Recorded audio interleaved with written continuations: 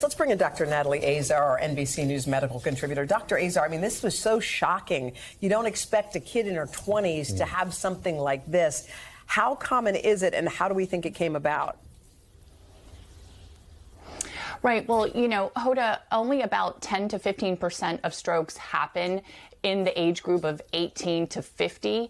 We usually think of strokes occurring in older individuals, but as she described, a blood clot to the brain certainly puts her at risk for having had a stroke. Interpreting what she says, it sounds like it was probably something called a TIA, or a transient ischemic attack. That's a mini stroke. Luckily and fortunately for her, they recognized the symptoms and sought immediate medical attention, which is really the drive home point this morning.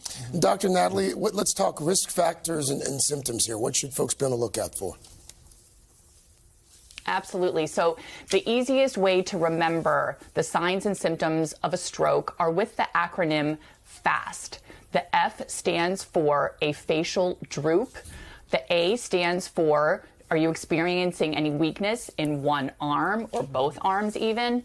Do you have slurred speech? And finally, the T stands for time. Time is brain. The sooner you recognize these signs or symptoms in yourself or somebody else, you call 911 and get to an emergency department immediately for evaluation.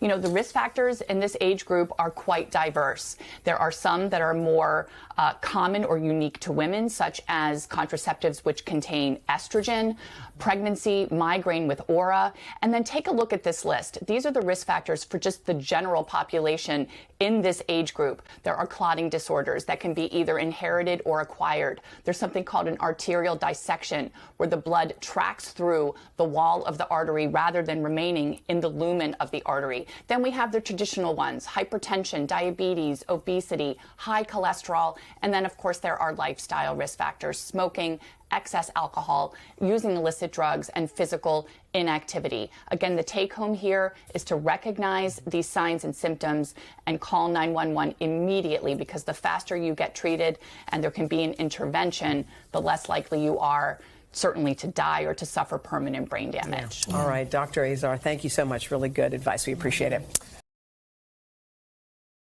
Hey, thanks for watching our YouTube channel. Find your favorite recipes, celebrity interviews, uplifting stories, shop our favorite deals, and so much more with the Today app. Download it now.